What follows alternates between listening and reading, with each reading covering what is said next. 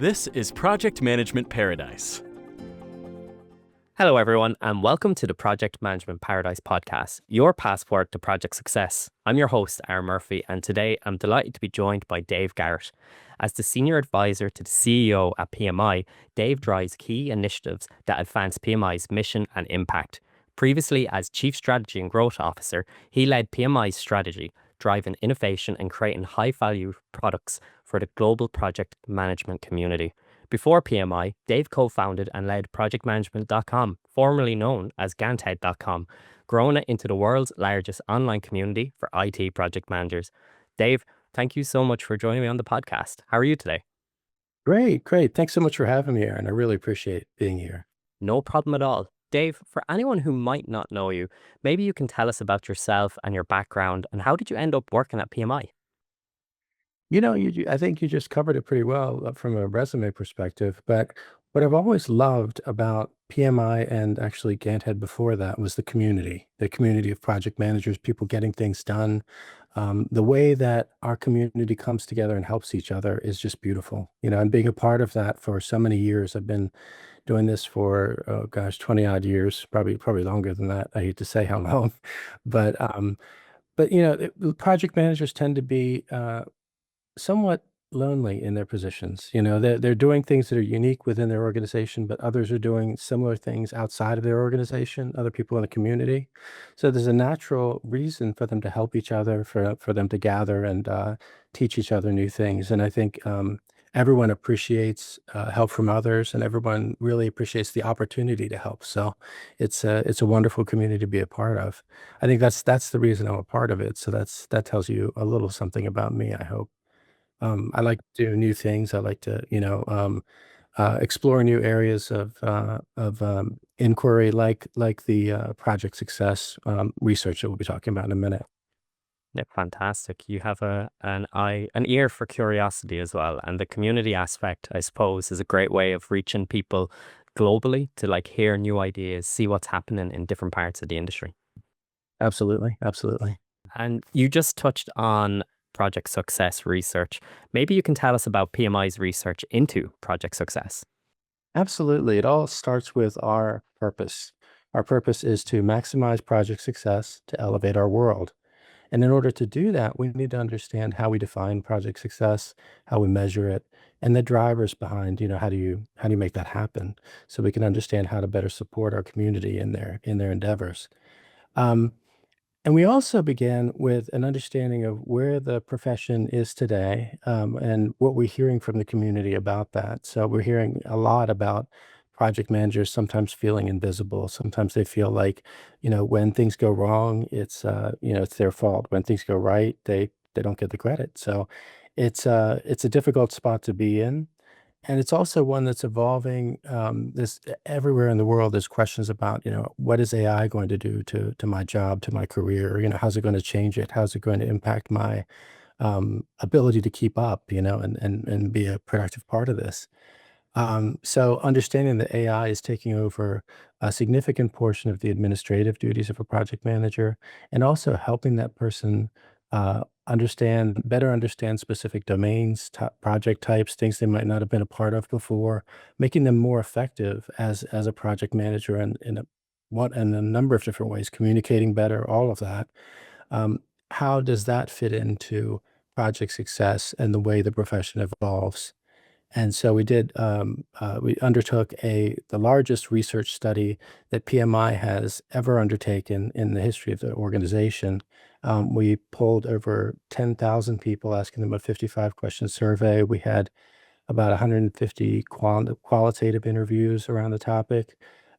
We we asked people, 12 ways to Sunday, about project success, so we could better understand it. We looked through all of the research that's been done to date, roughly 50 different research papers and different sources on project success, because this is something that's been studied for 50 years now, that sort of thing. And it's a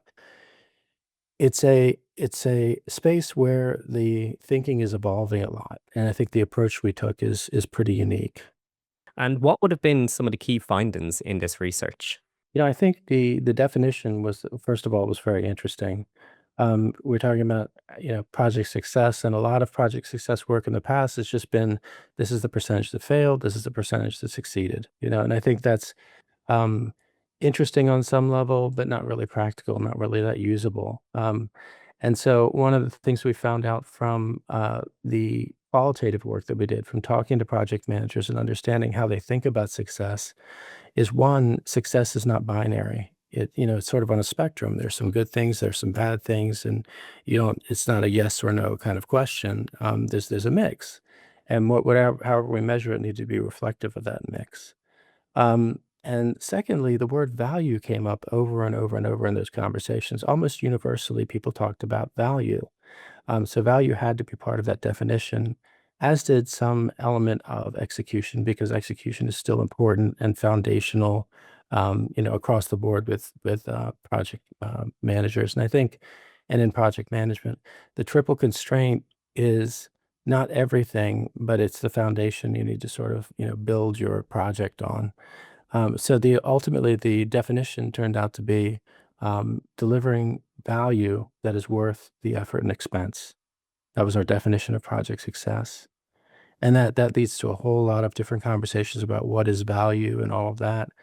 But value is as seen through the eyes of project stakeholders, a broad range of project stakeholders that range anywhere from project managers, project sponsors, obviously, the PMO director, executives, executive sponsors, that sort of thing, and ultimately customers, because we found that customers have the greatest influence on the overall assessment of, was this project successful? So that was really there were, a few interesting things in that. One, that it's project success is on a spectrum. Two, that it's value based, and three, that value is going to vary across project stakeholders. And the most influential and important part of that is the customer. And I think that's a beautiful thing, because businesses have long known that customer centricity is really, really important. But in the project world, we spend a lot of time trying to um, have the sponsor assess how we're doing. It's sort of like a game of telephone. They're aggregating all the responses and then sort of feeding that back to you and saying this is good or bad. If you can get that information directly from all these sponsors, you're getting a much more informed view of where you are. And that's part of the way forward that we mapped out from here. And I'll talk about that in a few minutes.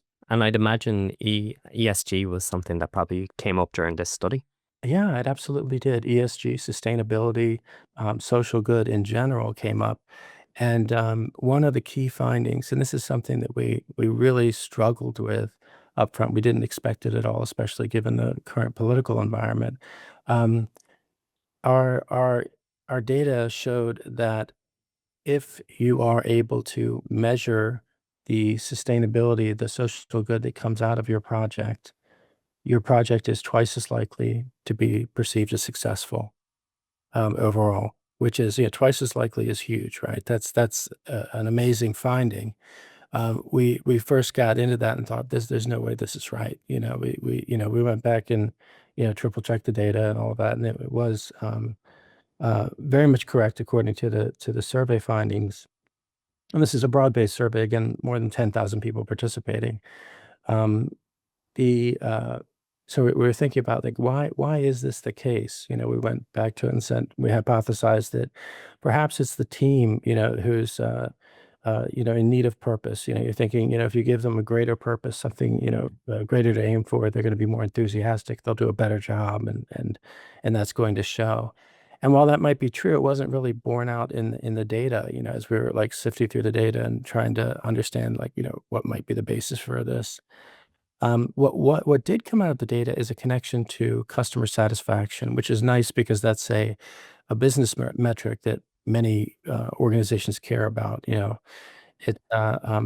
linkage between that sort of says, between customer satisfaction and sustainability, sort of says, you can do good in order to do well as a business, and that's important. So the specific finding was that when a project measured sustainability, um, that project was, on average, satisfied 55% of the customer satisfaction goals of that project. when it did not measure sustainability, when the project didn't wasn't sustainability aware or whatever you want to call it, only that was only true for 33% of projects. So there's a big difference in customer satisfaction, 55 to 33% in those projects that do track sustainability versus projects that don't. And I think that's an important finding because customer satisfaction isn't it's not revenue, it's not, that quite that big, but it's huge to organizations as a metric, as an organizational metric, high level organizational metric. Absolutely, absolutely. And that is a big difference. And can you explain PMI's more concept?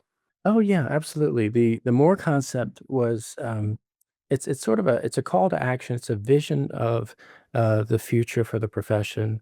Um, it's also sort of a set of first principles, things that you can refer back to and sort of say, this is what I need to be focused on as I'm managing my project. And with the idea in mind that the triple constraint is, foundational. It's something that we need to be mindful of. We need to be, on time, under budget, within scope, all of that. However, we also need to operate at a slightly higher level in order to be a more integrated part of the business, in order to be seen as a more of a business partner versus an administrator of projects. So I'll touch on the four. More is actually an acronym, and I'll touch on the four concepts now. Um, M is for managing perceptions. I talked a little bit about value, a moment ago, and how value is as seen through the eyes of the beholder. That's a perception. Um, we all know you need data around your projects, to track how successful you've been, how much value you're creating in a very measured way, in a very tangible way.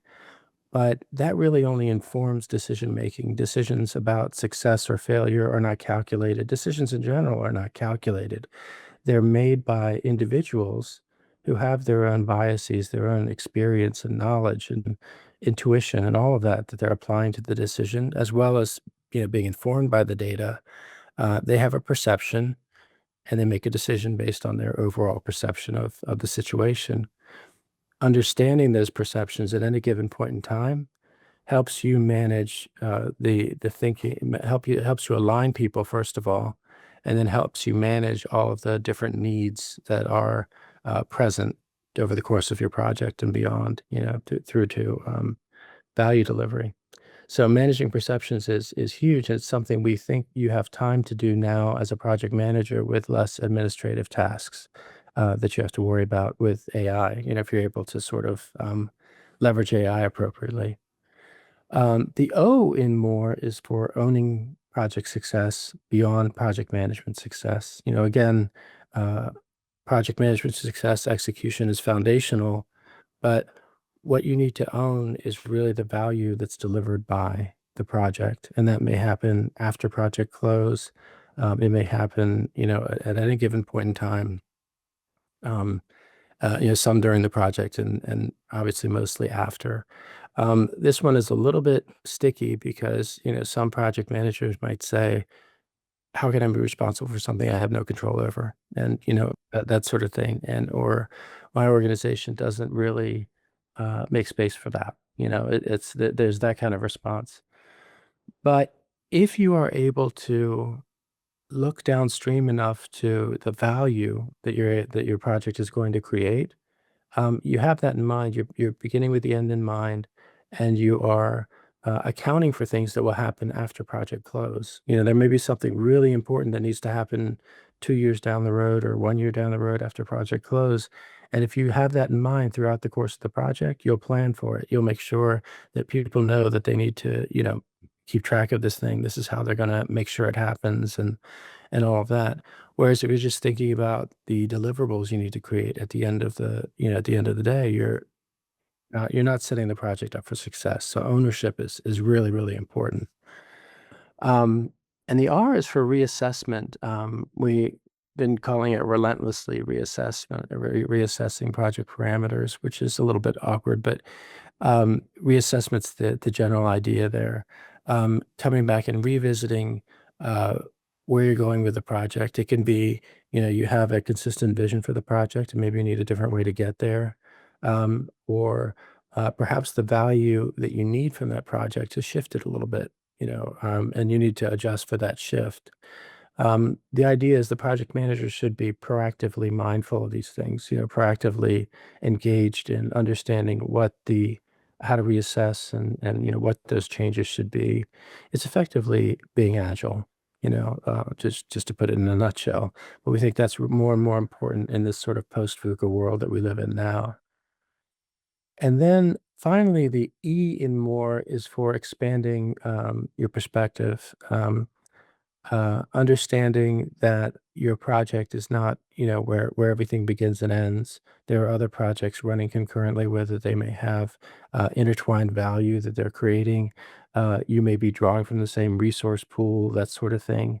That there are impacts to other projects in terms of what you're doing. There's also a connection to the strategy. That needs to be clear to you and to everyone on the team. They need to understand, how they're contributing to the strategy of the organization. Hopefully, the metrics tie out and that sort of thing. And there's how your project is going to impact the world. When we at PMI we create a new certification or a new training course, that sort of thing. We're thinking about, you know, are we helping people get jobs? Are we helping people become better project managers? In what ways? And how is that going to be helpful? What is the value that we're creating at the end of the day? And I think that's a really important aspect of all this. If you look deeply enough, there's almost always something that is a public good that's coming out of your project, it's important to take a look and try to measure that if possible. Incredible. And you touched on about managing perceptions in project success. Why is it necessary to manage perceptions in project management? And maybe you can provide an example. Yeah, I think, people think of perceptions as being too soft, I think. Like when we have these discussions, often people say, "Oh, I know how to measure value." They talk about benefits and they talk about different aspects of measurable results, which are very, very important. In fact, there's a finding related to measurement that I want to talk about in a moment. But perceptions are a level above that. While you need to measure value in a very tangible way in your project metrics, there's always this element of intuition that comes into the decision-making process, and people don't intuitively project managers often push back on that and say, "No, I mean, I need to align everybody to these measures that I've got," which is great, and you do. But the reason you have to align them is because they have these different perceptions and they rely on their perceptions and what they hear from other people and that sort of thing as, a big part of the truth that they need to take into account when they're making decisions, when they're making judgments about whether or not the project is going to be successful. And the example that I use with that often is Amazon reviews, the everyday example. When we go to buy something, you go buy a pair of shoes or something from Amazon, or any online shopping experience, you first look at the reviews, you look at the five-star rating, right? You go to see, is this bad or is this good? And 10,000 people said this is goodish, and they're doing that based on different data sets. They're doing that on different based on their different sets of experiences and all that. But on the whole, it's good, right? So we rely on perceptions in our everyday life to make personal decisions. Why wouldn't we be aware of them and be cognizant of them, manage them as project managers? Because they're as important or more important they're as important as the actual data that we align on as well. That's a great analogy about the Amazon reviews because I know myself, if I'm purchasing anything online, I will always check the reviews first because A, I want to save time and not spend money on and time and money. I don't want to waste any of it because it's such a finite resource. So normally there's like an average review of what a product is, and then I'll make my purchase decision based on a number of reviews. Absolutely, absolutely. And I think we all do that. And it's a human to human thing. It's the human part. It's part of the human bit within project management. We rely on other humans' opinions more than more than we realize, I think. It's we talk a lot about data and driving decisions with data, but how much are we influenced by our boss's opinion or our, or our sponsor's opinion or a teammate's opinion, on various things. It's carries a lot of weight. Absolutely. And you previously touched on the triple constraint. Why is triple constraint an inaccurate measure of project success? I don't think it's well, inaccurate's a strong word. Sometimes I think project success does not require accomplishing all of the things that are implied by the triple constraint. So there's two examples that I often cite, and one of them is pretty well worn. The Sydney Opera House. We all know about the Sydney Opera House, how it went over budget and over time, incredibly. It was so far over budget. There were protests in the streets about the Sydney Opera House. People were really upset. The public was upset about the spend and the time it was taking to build it, and they really didn't believe in it at first. But over time, so on the numbers, that project was a horrible failure. But over time, the Opera House was built. It became iconic. The draw to the country, the symbolism there was just amazing. The travel dollars that the country brought in based on the Sydney Opera House was incredible. So there are few projects that people consider more successful than the Sydney Opera House. But it was a horrible failure, as they were going through it. Um, Another example of probably project managers getting the blame when things go wrong, and then, when things go right, it's somebody else's, gain. But so that's one example of the triple constraint. You have to manage a triple constraint because you have to be able to set reasonable expectations around costs and time and all of that. Um, but it doesn't always mean that your project is going to be successful if you meet those criteria. And, one other quick example.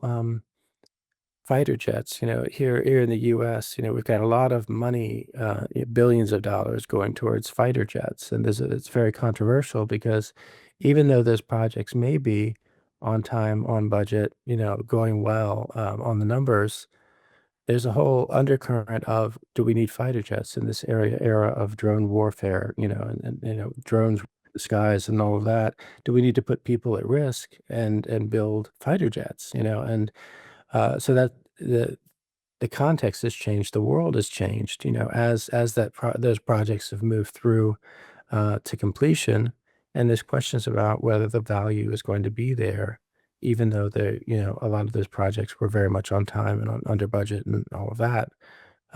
So I think, it can go both ways. You can run a project perfectly and then not have it be successful for other reasons, or you can not run. We can have things slip a bit here and there, and then have a project be a huge success. That's why you shouldn't be limited in your thinking to the triple constraint. Amazing. And how should we measure performance on a project then? Well, this is we're giving a high level answer to that. The way we're measuring things globally, we're saying, value is projects that deliver value that are worth the effort and expense, and then rating them, sort of a 0 to 10 scale, is one of them.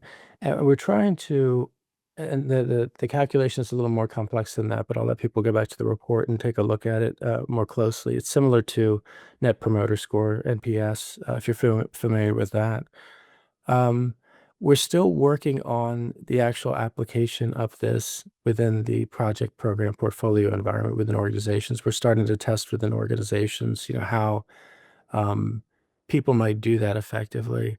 Um, but a lot of that offer is about understanding on a 0 to 10 scale, how your different project stakeholders rate the project, understanding why, asking the why question, and then asking them what the most important value they see in the project is, right now. So, um, you'll get various answers on those three questions, and you'll get enough to have really good conversations with your stakeholders around, around value, around, are they aligned with what your, in general, what the project vision is, and all of that.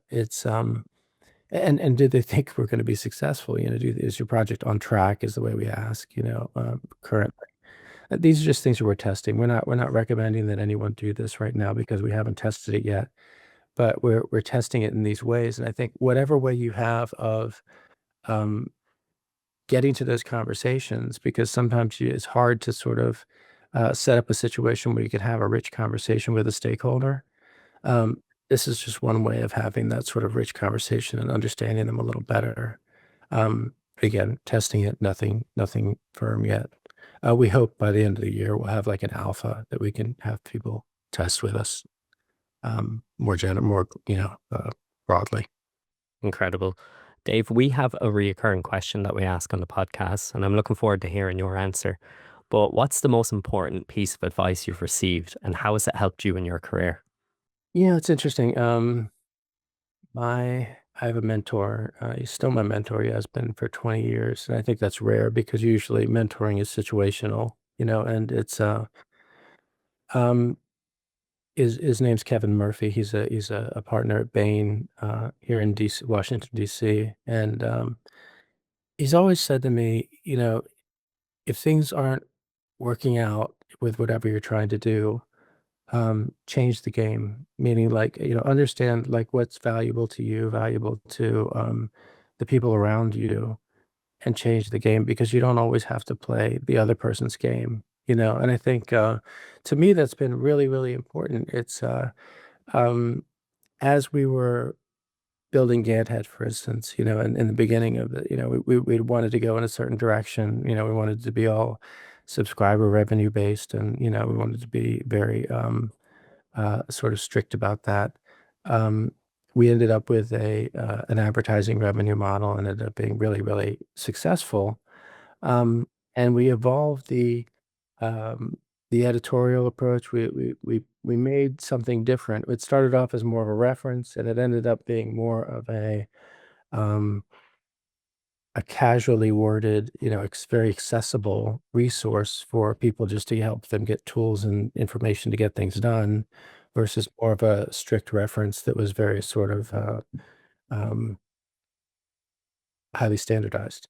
So that allowed us, changing the game in that way allowed us to do something special and new and different, and it allowed all of us the space to have a work environment that was really something special. So um, there's always a way to change the game in your personal environment, and make things better for yourself.